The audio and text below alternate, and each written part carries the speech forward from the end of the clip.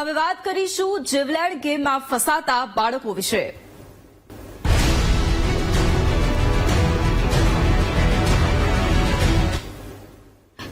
અમરેલીના એએસપી જયવીર ગઢવીનું એક મોટું નિવેદન સામે આવ્યું છે। બાળકો, વાલીઓ અને શિક્ષકોના પોલીસે નિવેદનો લીધા છે। એએસપીએ કહ્યું કે 20-25 બાળકોએ હાથ પગમાં બ્લેડ મારી હતી। કાપા મારવા માટે પેન્સિલ શાર્પનરની બ્લેડનો ઉપયોગ કરવામાં આવ્યો હતો। બાળકોએ 10 રૂપિયાની શરત લગાવી હતી તેવું જણાવ્યું।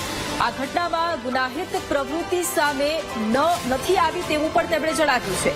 વાલીઓ સાથે બેઠક કરી હોવાની વાત તેમણે કરી છે અને બાળકો ફરી આવું નહીં કરે તેવી બાંહેધરી પણ લેવામાં આવી છે।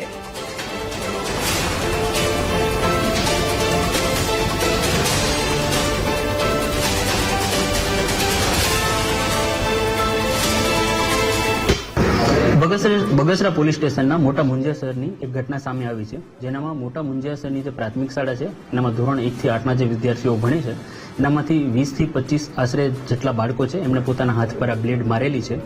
અને આ જે ઘટના બની છે એનું મુખ્ય કારણ એવું છે કે જે બાળકો છે એ પોતપોતાની જોડે રમતમાં એકબીજા જોડે શરત મારે, બેટ મારે કે જો તું આ હાથમાં તો પોતાની રીતે બ્લેડ મારીશ તો એને 10 રૂપિયા નહીં આપવાના, જો ન મારે તો એને બ્લેડ આપવાનું। એટલે ઇન અ વે ડેર જેવું છે આ ગેમ। જે બાળકો છે એ પોતાની રીતના આવી રીતના જે પોતાના હાથમાં છે એ આવી બ્લેડ મારેલી છે। શાળાના જે પ્રિન્સિપલ છે એમને 18 કે 19 તારીખે આ ઘટનાની જાણ થયેલી। 21 તારીખને એમણે જે શાળાના જે વાલીઓ છે એમની મિટિંગ બોલાવી અને એનામાં તાલુકા જે કેળવણી નિરીક્ષક છે રમેશ માલવિયા એ પણ હાજર રહ્યા હતા અને બધા બાળકોને અને વાલીઓને જાણ કરવામાં આવી હતી। અને મોટા મુંજિયાસરની શાળાના વિદ્યાર્થીઓ મુદ્દે ધારાસભ્ય જેવી કાકડિયાનું પણ નિવેદન સામે આવ્યું છે। બાળકોએ બ્લેડ મારી એ દુઃખદ ઘટના છે। 8 દિવસ પહેલાની ઘટના છે જે હવે સામે આવી છે। પીઆઈ અને શિક્ષણ વિભાગના અધિકારીઓ તપાસ કરી રહ્યા છે તેવું પણ કહ્યું। જે પ્રાથમિક શાળામાં જે બાળકોએ સામસામે બ્લેડ મારીને જે ઘટના ખૂબ જ દુઃખદ છે। આ ઘટના બની ત્યારથી 8 દિવસ પહેલા બની છે, પણ અત્યારે જાણ વાલીઓએ 2 દિવસ પહેલા કરી છે। એટલે અત્યારે એની તપાસ માટે અધિકારીઓ તમામ ત્યાં પહોંચી ગયા છે। શિક્ષણ વિભાગના પણ અધિકારીઓ ત્યાં સ્થળ ઉપર પહોંચી ગયા છે। યોગ્ય તપાસ કરી અને જે અધિકારીને જે જરૂર પડે તે જે અનુકૂળતા મુજબ જે તપાસ કરવી હોય એના અંતે જે નિર્ણય આવે એમાં કડક પગલાં લેવા માટે સૂચના આપી છે અને આજે હાલમાં તપાસ ચાલુ છે। તો આ તરફ પાટણના ધારાસભ્યએ અમરેલીની શાળાની ઘટનાને દુઃખદ ગણાવી છે। કિરીટ પટેલે કહ્યું, ઓનલાઈન ગેમની બાળકો ઉપર આડઅસર થાય છે। મોબાઈલ અને ગેમના લીધે અગાઉ પણ આત્મહત્યાની ઘટનાઓ બની ચૂકી છે। આવી જોખમી ગેમ પર પ્રતિબંધ મૂકવાની જરૂર છે।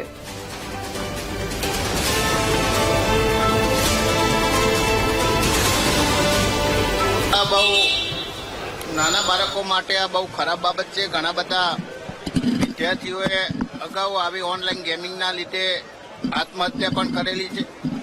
એટલે વારંવાર અમે વિધાનસભાની અંદર કહીએ છીએ કે આઈટીના જમાનાની અંદર ઓનલાઈન છેતરપિંડીની સાથે સાથે જે આ ઓનલાઈન ગેમિંગ ચાલી રહ્યું છે એના ઉપર પણ સરકારે પ્રતિબંધ મૂકવો જોઈએ।